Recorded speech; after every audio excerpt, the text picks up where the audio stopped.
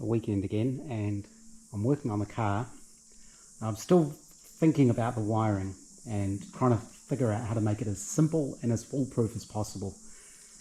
So I've gone back to one of my original ideas, which was using a push-pull switch for the magneto and the fuel pump. So this is a Lucas, it's actually a light switch. I'll take all this out so people can see it better. But this is the switch there, and there are quite a few terminals on the back, but there is actually a way you can wire this so that when it's pushed in, it's shorting out the magneto so the engine won't run, and when you pull it out, the first position will enable the fuel pump. Fuel pump will start, and the second position will enable the magneto, so the engine will run. And to shut it off, you just push it in. I can do that. I can wire straight to the switch. I don't need any relays, so there's less things to fail, less wiring to do. Should be nice and simple. And I've basically made up a new back for that switch unit. So I've taken out the old one. I haven't modified the switch at all, or the face panel. I didn't want to drill a bigger hole in the face panel. So this was the inside of it. I've just taken that out. So I can leave that completely as it is, untouched, mostly original. And I think if I take this out, it'll be much easier to see. I used a little piece of box section, and I made it so that the switch, the nut that holds the switch in place, actually sits through the instrument panel a little bit, but this all still sits flush. I did have to sand a little bit off the back of the knob so that it wouldn't hit the front of this. So basically made the knob shorter. These knobs, there's a little button on a spring inside here. That's what locks it in place. So to get this off, you push down on that little button and this will pop off. And I've added a bulb holder, which it's basically a rubber grommet, and a bulb holder that pushes through it. So that isolates it nicely so that it's not touching the metalwork, because this bulb isn't earthed. This bulb goes between the battery and the dynamo effectively, so it shows you the imbalance between the two, which is why the light glows when you turn the car on, because the battery is providing a higher voltage than the dynamo, so the bulb lights. And once the engine starts and the dynamo starts running, the dynamo voltage comes up, and it'll end up level with the battery voltage, more or less, which means you've got no difference across the bulb, so the bulb goes out. If you're driving along and your dynamo stops or your battery becomes disconnected, the light will glow again. That's how those work. So I think that'll work. I've been looking at the lighting requirements as well, and this gets really quite tricky to follow, and I think I'm actually going to have to get in touch with them to find out exactly what this means. So these are the rules. No, let's start with this. This is part of the car constructor's manual. This is what hot rodders and scratch-built car people use to know how to build the car. Really good manual. It goes into all of the rules you have to follow. It has measurements. It tells you exactly how everything needs to be. This is just the lighting section. It's a very big manual. This is a information sheet, and on here it sets out the rules for what a scratch-built low-volume replica vehicle is, or a authentic reproduction vehicle, which is what mine is. And this lists the minimum requirements I have to meet. And this is the thing that basically says they can ignore a lot of the stuff in the manual because it's a historic replica, but these are the minimum things you have to meet. The glazing has to be approved, laminated, windscreen. I don't know if that works for the Brooklands screen or not, how that'll work. The lighting, it just says must meet all LVV lighting performance requirements, but no requirement for approved standards compliance. So what they mean there is the approved standards are when they talk about the lamps and the bulb holders and things like that. If you're building a hot rod, you have to have lamps that meet these standards. They'll look for the marks on the lamps, so they have to be the correct lamps. But for me, it's a little bit different. They do have things about how you can fit modern headlights in old housings, and it just goes into more and more and more detail. But I'm wondering if this lighting performance requirement just means this one section, which is 17.4, and it just sort of says the lamps have to be in sound condition, good working order. The light emitted must be steady. If there are pairs, the light has to be equal between the pair. And it just sort of says lighting equipment fitted to a low volume vehicle must be capable of providing sufficient illumination, light output or light reflection to fulfill its intended purpose and enable the vehicle to which it is fitted to be safely operated on a road. So how you interpret that, I'm not quite sure. But they have got a technical committee, so I can send them an email and ask them questions and they'll respond, tell me what I need to do. This does go into all the details around stop lamps and the number of stop lamps and the angles they have to go and the size of them. There's minimum sizes. Now this one is interesting. So high mounted stop lamp. This isn't an LVV rule, this is a New Zealand, this is part of the entry requirement, which is any vehicle, regardless of age, that's first registered in New Zealand after 1990 has to have a high stop lamp, which means I'm going to need to fit one on this. It's not going to be a big deal because I think I'll just fit it so that it kind of clamps up here somewhere under the boot lid. It has to be rectangular, it can't be round for some reason. Don't quite know why.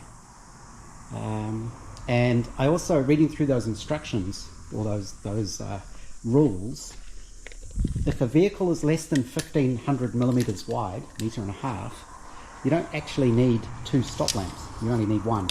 I'm pretty sure I'm wider than that, so that's not going to matter for me. But actually, I might not be.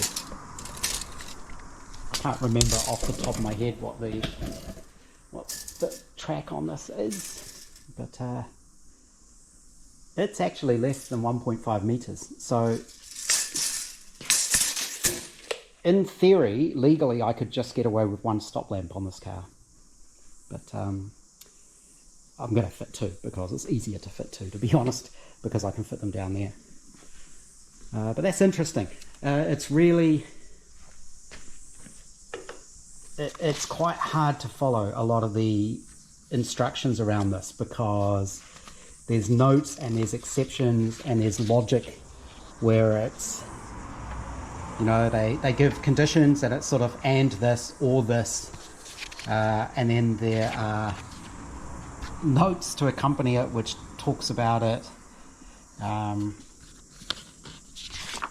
Yeah, it is all there, but it can be quite hard to understand. And that's the problem. If it's hard to understand, how people interpret it can vary from person to person. So I'm just trying to get that right. I think I'll contact them and find out exactly what that means. My certifier, when I talked to him, his approach was pretty much, if it's a replica and you're replicating what it did originally, then that should be fine, because that's how it was. So, like I say, that gets interesting in terms of things like the headlamps. So I've got dual filament headlamp sockets, which means if I do wire them up, so I've got high beams, then the rules do start kicking in, I think. And this is where it gets vague. So if you've got high beams, you have to have a blue indicator on the instrument panel to tell you when they're on. So I'm not sure I can get out of that. Yeah, there is plenty of room on the panel for other switches and things if needed. I don't have to have indicators, but you can fit them. And again, I think if you fit them, then you have to fit them following the rules. So yeah, we'll see. But this is one of the reasons for trying to keep it as factory and original as possible. I still can't quite understand through those rules if you're allowed replacement LED bulbs.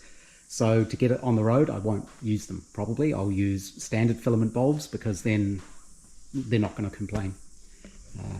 And it's easy to change them later anyway, if you need to.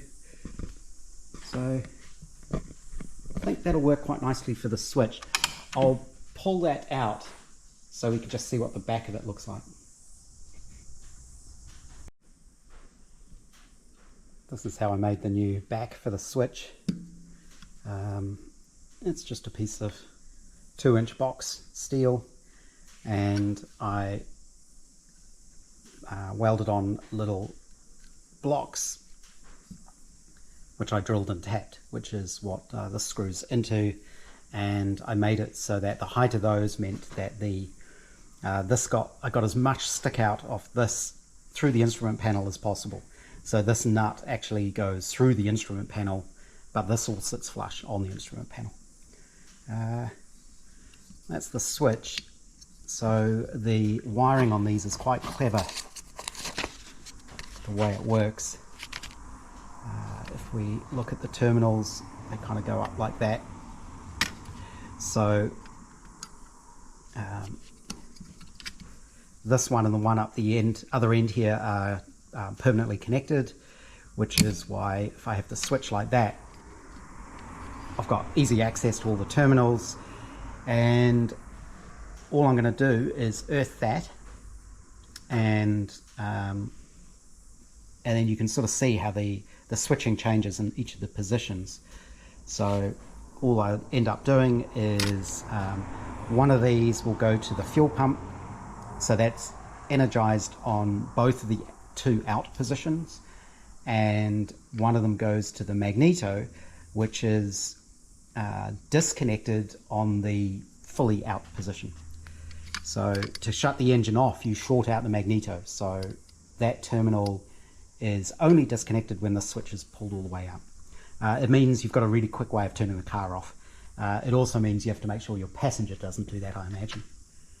And there's the grommet with the little bulb holder. That works reasonably well. And this just needs to be tightened up on there. So what I'm going to do is I'll chuck this in the evaporust now, I think, just to get the surface rust off it and give it a paint, and that should be good.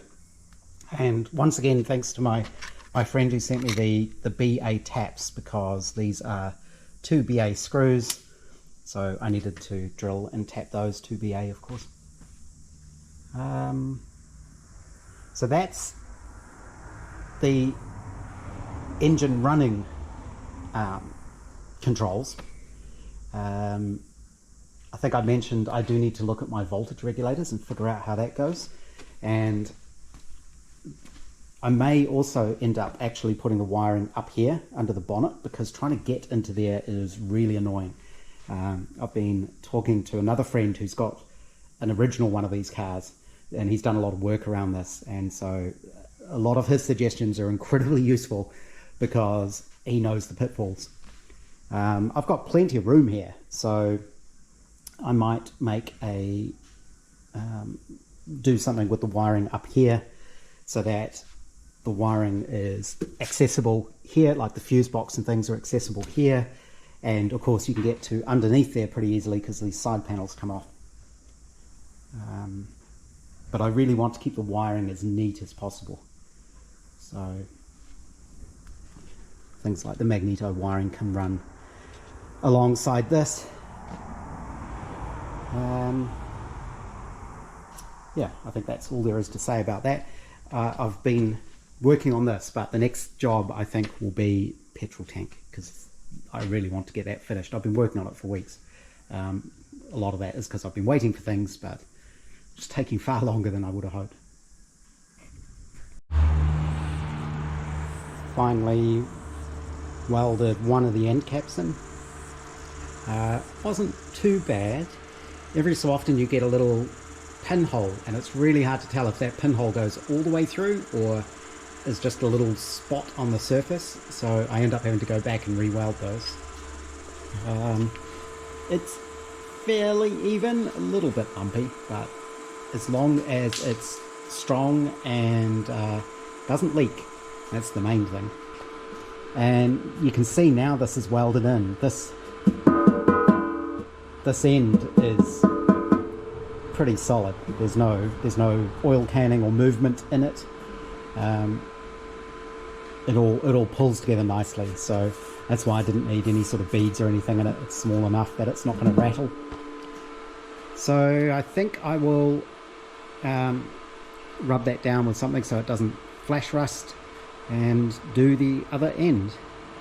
I could look at getting a rubber strip, a sort of edging to go around that. That's basically how these petrol tanks are made, these vintage ones. So you can see it's just two pressed halves. I'm not even sure how this is welded together actually, because it isn't welded all the way around. This one. And then there's sort of a cover or a strip that goes around the edge just to clean it up. I don't think it's really going to matter. I suspect once this is painted you won't notice, but I'll keep an eye out for just a little black rubber edging strip. Might just finish that off nicely.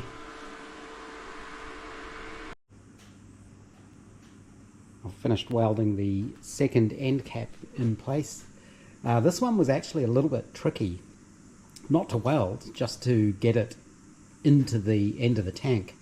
I think what I should have done is had both ends pushed in before I started welding either one of them. I think what happened is it distorted a little bit, and it made it really difficult to get this to fit. And you might be able to see where I've had to shrink the edge just a little bit to close up the gap. There's a bit of a ding there, but that should be okay. I think as long as the weld is good and doesn't leak, that's the main thing. Like I say, if I really want to pretty it up, I'll put a rubber strip just around the edges. I don't think it's really going to be necessary. And again, the tank's nice and solid now. I have done up the drain plug tightly, so I think what I'm going to do is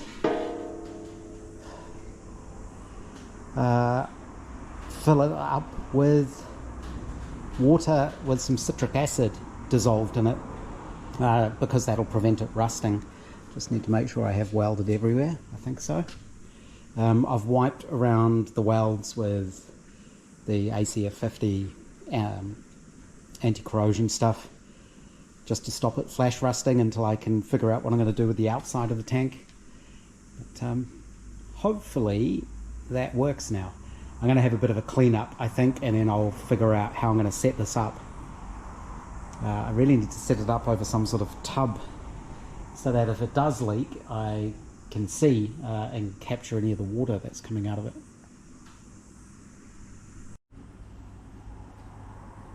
I have my tank set up to do a leak test.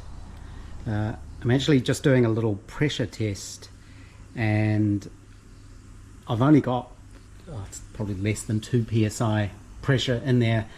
It's not full of water yet, it's only air, so I don't want to put too much pressure into it. But just using my little bike foot pump, 1 or 2 psi is enough to see where the leaks are if you spray soapy water on it. So you can see pretty easily there's a leak around this fitting. I should be able to soft solder that up.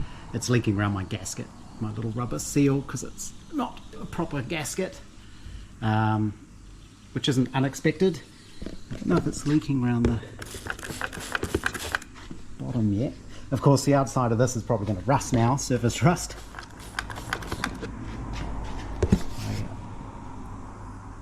You can see maybe there's a tiny leak around the drain plug. I'll probably just need to do that up a bit more tightly, but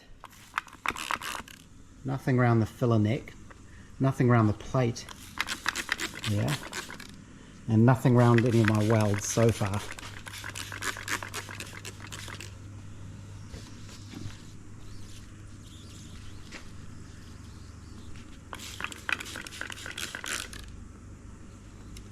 So, like I say, this gauge, it's only just coming off the end, the stop on the gauge. So this is 10 psi. That would be way too much. I did a similar test on my Austin 7 fuel tank, and I actually used my air compressor, and it just put way too much pressure into the tank way too quickly, and it bowed it all out. None of the welds gave way though, and none of the solder joints gave way, but that was probably about 5 or 6 psi. It doesn't take a lot of pressure to distort the steel. But I think what I can do is I will solder this up. I'm going to dry everything off, and then I'm going to leave it overnight with my citric acid water mix in it. This here is just blocked off. This is so that I can drain it by tipping it up when it's full, because otherwise this is going to be pretty heavy when it's actually full of water. 32 litre tank, so there is a little bit of oil canning in that when it's under pressure. The tank will never run under pressure. So in some of these vintage cars, they didn't have a fuel pump. They had a hand pressure pump on the instrument panel, and you would pump up the petrol tank, I think only to maybe 3 psi. Somebody will know exactly what sort of pressures they were using. It wasn't very much, and that would be how you would push the fuel down to the carburetors. The SU fuel pumps, the pumps on the car, these sort of things, these are only running very, very light pressure as well, 1 or 2 psi I think. So I won't test the tank under pressure, but I will leave it soaking overnight. I'm going to clean all of this up so that hopefully if there are any leaks, I'll see them in the morning. Hopefully it doesn't leak more than the height of this. That could make a bit of a mess. But no, it's looking pretty good so far. I've soldered up the fittings on the tank, just soft solder. They seem to be sealed up now. The only place that's really leaking is my not real gasket. It's not leaking around the bottom, and it's not leaking around any of the welds. So that's good. You don't want your bunghole leaking.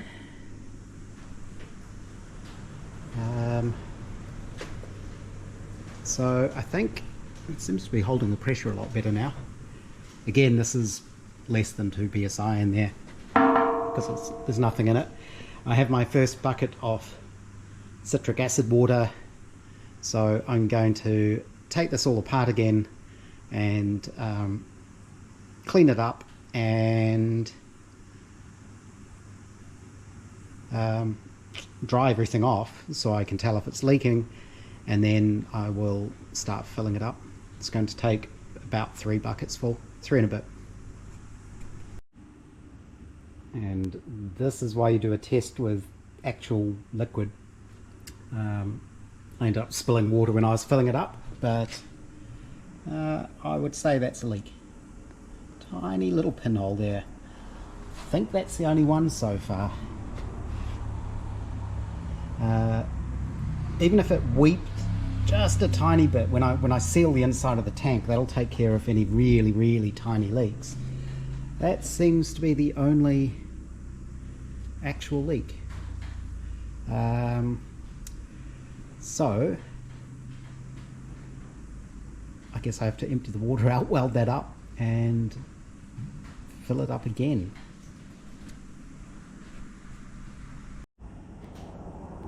Got it filled up again, and a little bit of pressure in it again. Of course, when it's full of liquid, it only takes a pump or two to pressurize it, because you're not trying to compress a whole bunch of air, because there's not a lot of space for any air in there now. It's all filled with liquid.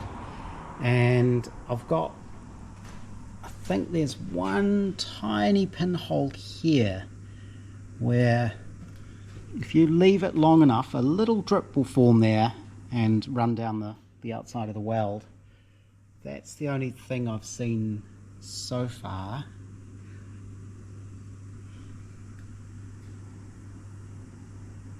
It takes a long time for that drip to appear, but the rest of it seems pretty good so far.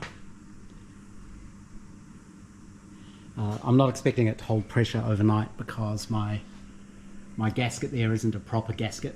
It's just a piece of rubber mat, and it's sort of made from compressed rubber pieces, so it's not even very smooth.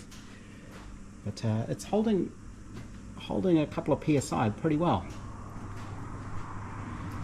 Drip, come back.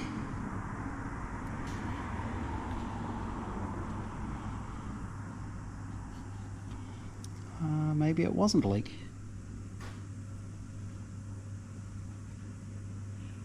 As I say, any small leaks in the edge there are likely to get plugged anyway when I put the red coat in there. So any very, very tiny leaks shouldn't be too big of a problem. Don't think it's leaking around the top there. It's just water that got left there when I was filling it up. I ended up spilling a lot of water. It was probably a silly idea to do it right next to my bare metal Valicette body, but luckily I managed to move that before it got splashed. Don't think it's leaking around the bottom. What I'm going to do is use compressed air. I'm going to dry this off, and then it'll be much easier to see any water appearing. Oh yeah, there's that little drip there. It must be a very tiny pinhole, because I can't even see where that is. I may just be able to touch that up. I think if I took the cap off, I don't know what would happen if I tried welding it when it's full of water. I might just make it worse with steam and stuff, so it's probably not a good idea to try that.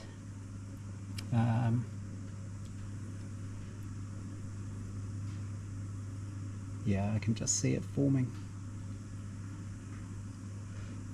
I think I will weld that up. I don't need to empty all the water out to weld it. I just need to empty enough water so I can tip it on its end and have it free from the liquid there. So get the welder out. Hopefully this is the last time.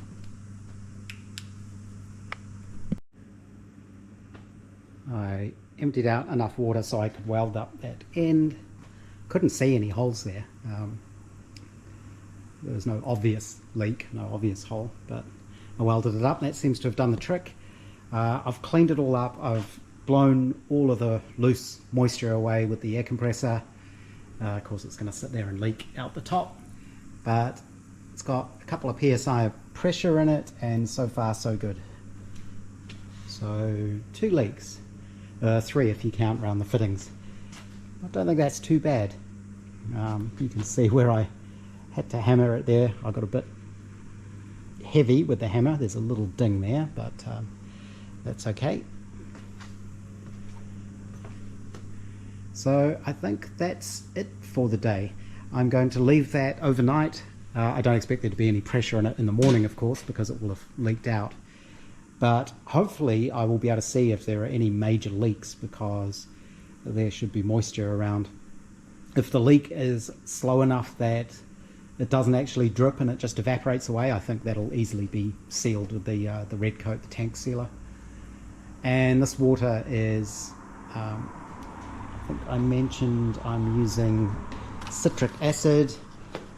This is a 32 litre tank. I just kind of put the whole box in, well, minus a little bit because I'd already used it for pickling some silver solder. So I don't know what sort of ratios you need, how strong it needs to be. I don't think it needs to be that strong at all.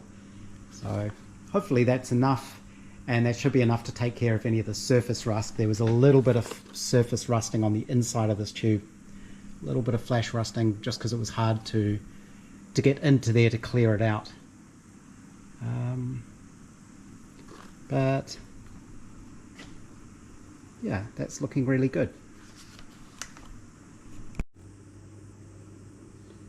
It's the next day now, Sunday, and last night I finished up in the shed here and left this sitting for an hour just to see how well it was going to go. I went and had a couple of cold ciders and watched some more of Mark's Garage.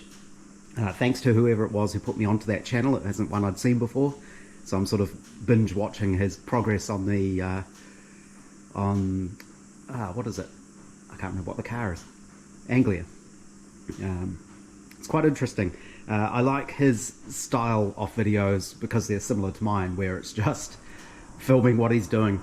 It's not set up in any way, or you know, they're not shortcutting the project. It honestly just takes forever to build cars like this. So I can't remember how long I've been working on this petrol tank for, but I'm pretty sure people watching will think it's been months and months and months. Seems like it.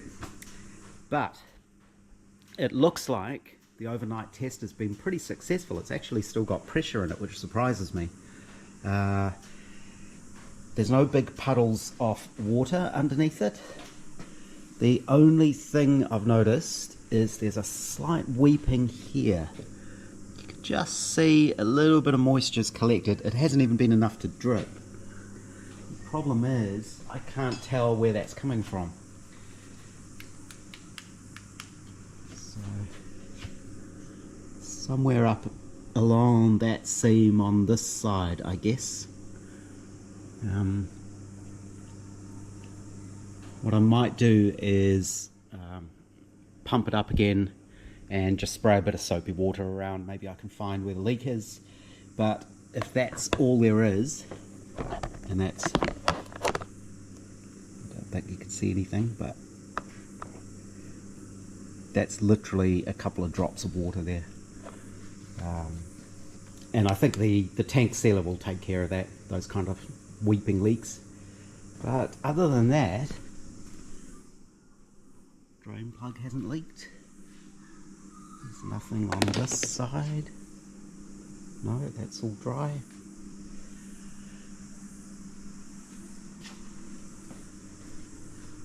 Nothing on the outside here.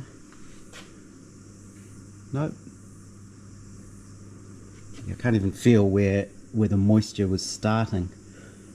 So it doesn't feel wet along there.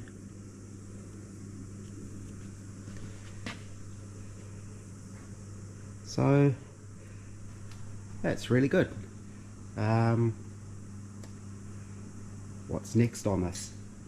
I guess start looking at the straps I'm going to use to clamp it down. I've already made the ends. Ideally I would put these here, but I don't think I've got enough room. There may just be enough room, because I've got a funny feeling these get in the way. I need to look at that. No, I think the body gets in the way actually. So they may need to go kind of in the middle there, which isn't really ideal, but that will hold it. The closer to the outside I can get them, the better, I think. And the other trick will be getting the water out of it again without spilling it everywhere. Yesterday I did it by rotating this down, so I can put a bucket sort of here, and you can tip this down, because of course it's got 30 odd kg of water in it.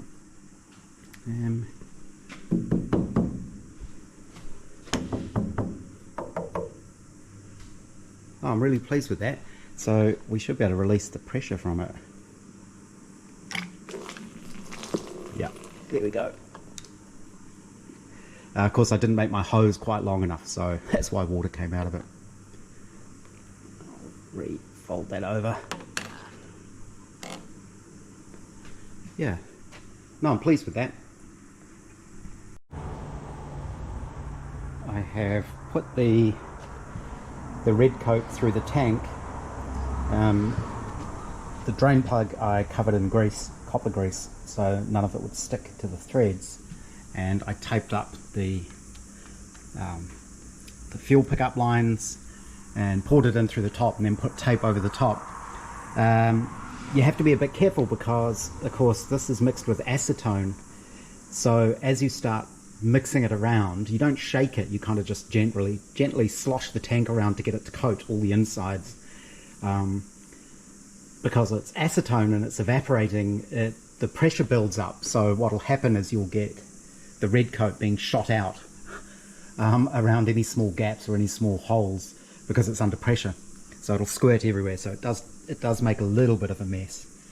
And what I'm doing now is just letting it drain. I followed their instructions. I emptied all the water out. I put half a litre of acetone into the tank, sloshed that around for quite a while, drained that out, which should have kept it all nice and clean and dry, and then I took the tank outside and I actually used my air compressor and just jammed the nozzle into it and left it sitting out in the warm sun with compressed air blowing through it for about 10 minutes to completely dry it out. Has to be totally dry. And then once that was done, I came in and taped it up and put the red coat through. So this stuff's really good, and you can keep reusing it. Acetone dissolves it, but petrol won't. It's also good for ethanol fuels. I think up to 50% ethanol won't hurt it. And if you ever want to get rid of it, you can just redissolve it in acetone or MEK solvent. So I've used this on quite a few things now and never had a problem with it. I'll probably give this tank a second coat. You can add extra coats. You let it dry. It takes about 2 or 3 days to dry because it's acetone solvent based. You need all the solvents to come out of it, and then it'll dry to a kind of almost like a rubbery thin layer all around the inside of the tank. I made sure I got as much, sloshed it all the way around these seams, so that'll seal those. And it's a bit hard to tell if it's gone on the baffle or not, but all up the filler neck because I don't want the inside of that to rust. And it seems to have worked pretty well. My little sump on the bottom works quite well. You can see I've got the tank on a slight angle. 1, 2, 3 blocks are incredibly useful. And then that little sump will actually capture any fluid, drains down to there because it's the lowest point. So you want to get rid of any deep puddles of the stuff inside there. And I've had a peek through just with my little torch, and I've been able to sort of look down inside there. I don't know if you'll see anything, and it looks fairly well coated. But like I say, you can do a second coat, and of course because you tip the stuff in, slosh it round, tip it out, you get a lot of it back and you can reuse it, which is good. So I've used this on 2 motorbike fuel tanks, a couple of petrol cans, and the tank in my Austin 7. So it's done a fair few. So I'm going to leave this to keep dripping out, draining out.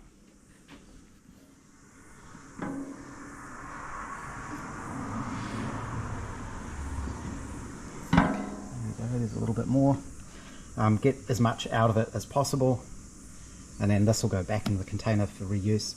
And I need to check the volume on this because this is the water I got out of it. Those black buckets are meant to be 10 litres each. They're not full up to the top. I'm assuming it's 10 litres right to the top. I'll need to measure that. So there's at least 35 litres there. I'll go check my model. The way I measured the volume of the tank, the quickest way I found was to draw it up in Fusion 360 as a CAD thing and then you can do analysis on it and it'll give you the volume off the shape. And I'm sure that worked out to be 32 litres. Maybe I'm off a little bit. Because yeah, that seems like a lot. But I'm pleased with how that's coming along. Like I say, second coat in a couple of days, and I can also start looking at painting the outside of the tank. I think I've got some good etch primer. I've got a almost empty can of good etch primer, so I'll have to get some more of that, and then give it a nice coat and a clear coat, I think, and that'll make sure it's properly petrol proof.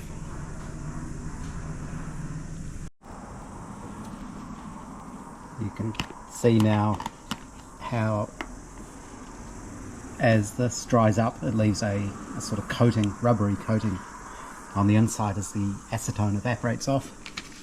And I did go check my CAD model, and yeah, the volume of the tank itself is 31.4 litres, 6.91 gallons, and including this volume takes it just over 32. So it's about a 30 litre tank. I'm calling it 7 imperial gallons. It's sort of, if it's absolutely full, it would be 7. So need to measure the volume of those buckets, because that's more than 32 litres, or it should be more than 32 litres. Anyway, one thing I forgot to do, and it's too late to do it now unfortunately, was make a little plate that says what the capacity is. So I've just sort of stamped this little piece of copper. I use this bar to make sure it's all aligned. You can just line the punches up against the side of this and you get them all on the same line. So the idea was I was going to solder that onto here somewhere, but I'm not quite sure where the straps are going to go, so I need to do it after I've figured out the straps. And now that I've coated it, I don't want to solder it. So I think what I'll end up doing is I will paint the tank and then I will just stick that on afterwards. Little VHB tape that'll hold that there forever. So that was the last thing to go on the outside of the tank. Like I say, I'll leave this to dry for, well, it'll take 2 or 3 days. Can you see inside there? It looks like it's got a fairly nice even coating, and there's no giant pools of the stuff at the bottom, but a second coating definitely won't hurt. It's quite a thin coating.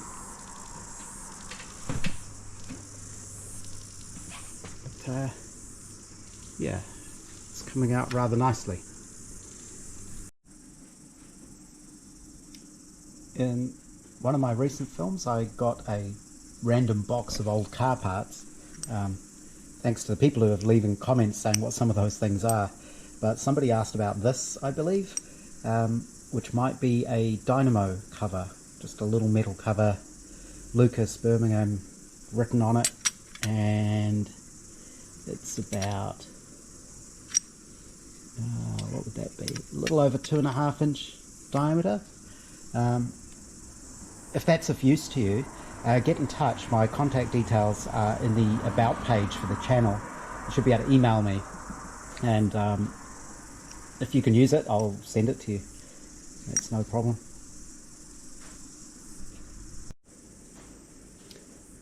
And I made my little label.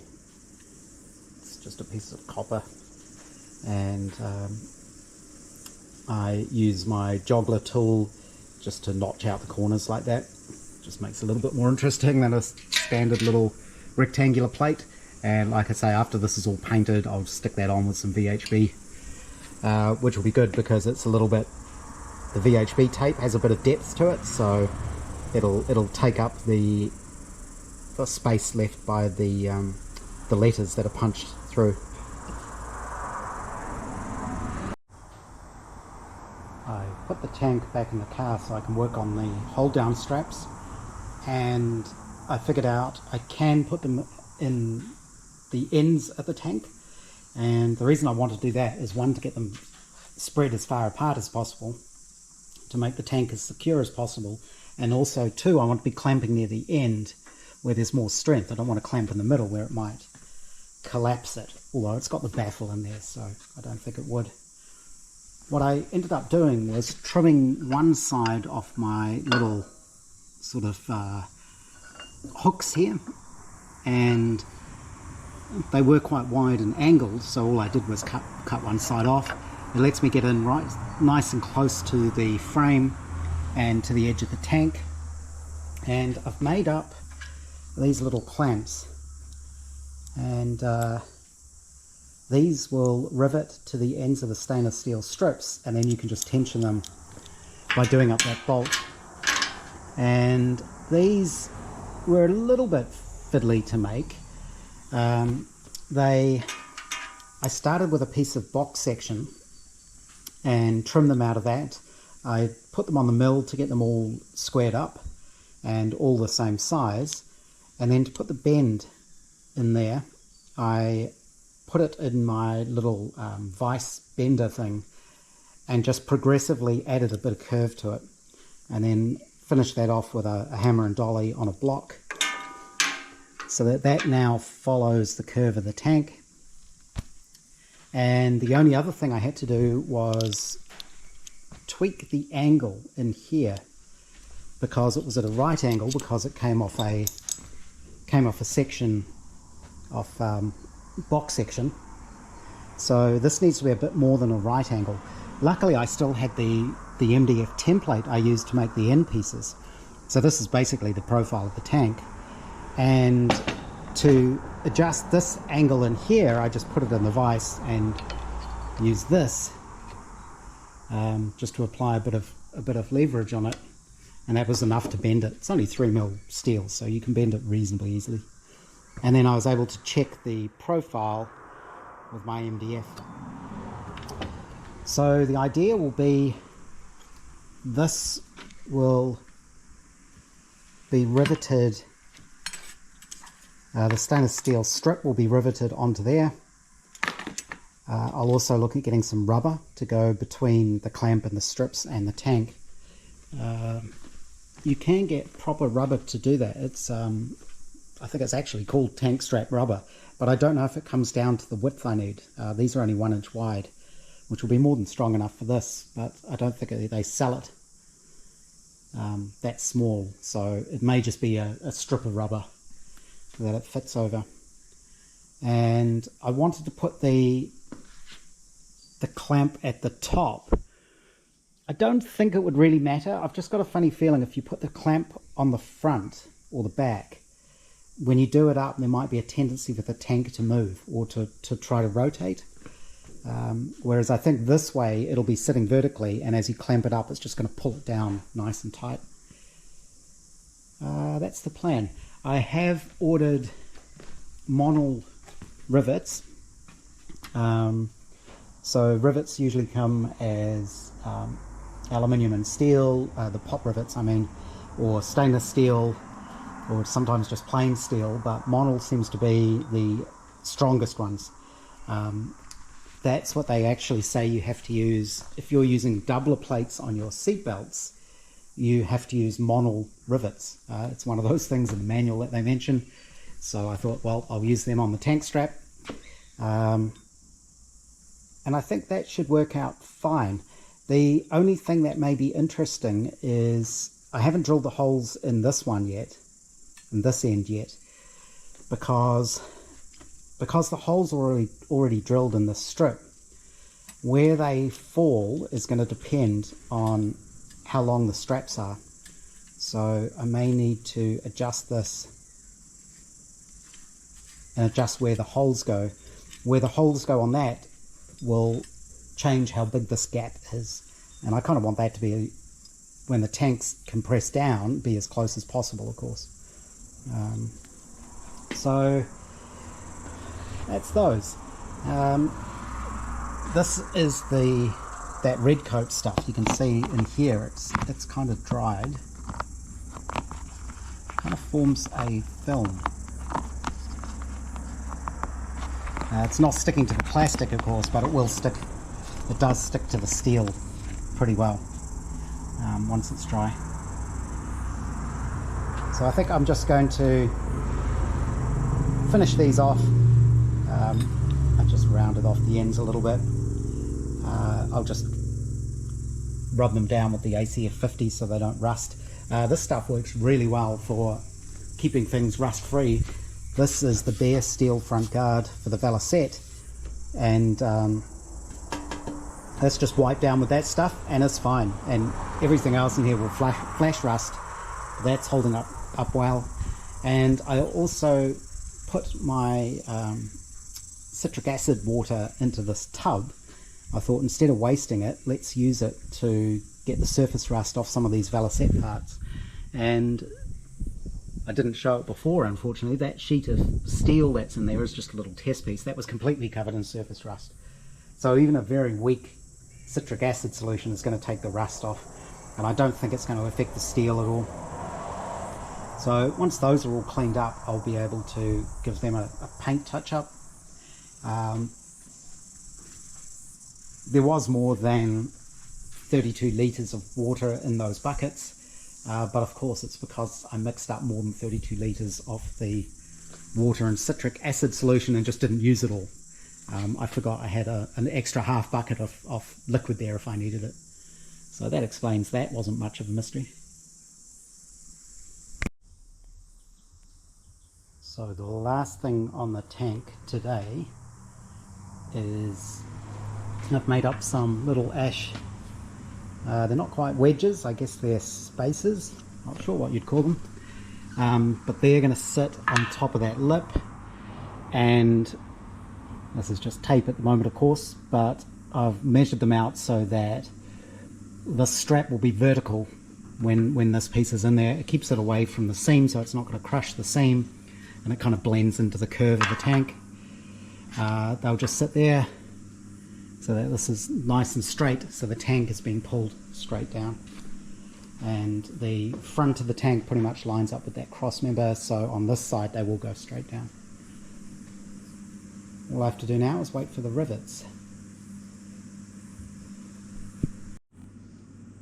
Just had a clean up. I think I'm finished for the day. I just need to put a few more coats of stain on the little wooden spaces that go on the petrol tank. But based on the comments that a friend left me, I think the steering wheel will be better at that sort of 45-degree position with the spokes like that. I just have the wheels turned slightly at the moment to have it in that position, so that you can see the oil gauge clearly all the time, and you can actually see the tachometer, and it makes it easier to get to the starter and the switchgear. I can't just turn it round at the moment, because to get the steering wheel off you have to take out the horn button and the two shafts for the magneto, and the this one's the magneto and the hand throttle. So those need to come out, then you can get to the nut that holds the steering wheel on the spline. But this will all have to come apart at some point anyway for painting. But I think that's good. The inside of the tank is looking pretty good. And I think those little brackets to hold the straps down will help hold it in place nicely. I don't think it's going to go anywhere. Not if there's little rubber strips on the bottom and rubber strip around the straps. That's not going to shift with all of that holding it on.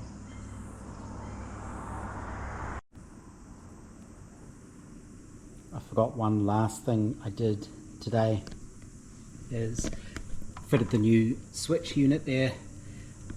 It's just been painted. I baked the paint on and then rubbed it down with that ACF 50, and I made an aluminium bracket to hold the clock in. Just a simple aluminium strap. I annealed it before I bent the corners because I have had those crack when I've tried to bend them too tightly. So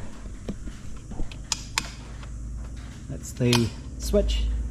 That'll be fuel pump on, and then magneto, and then off. And the clock seems to be running, which is nice.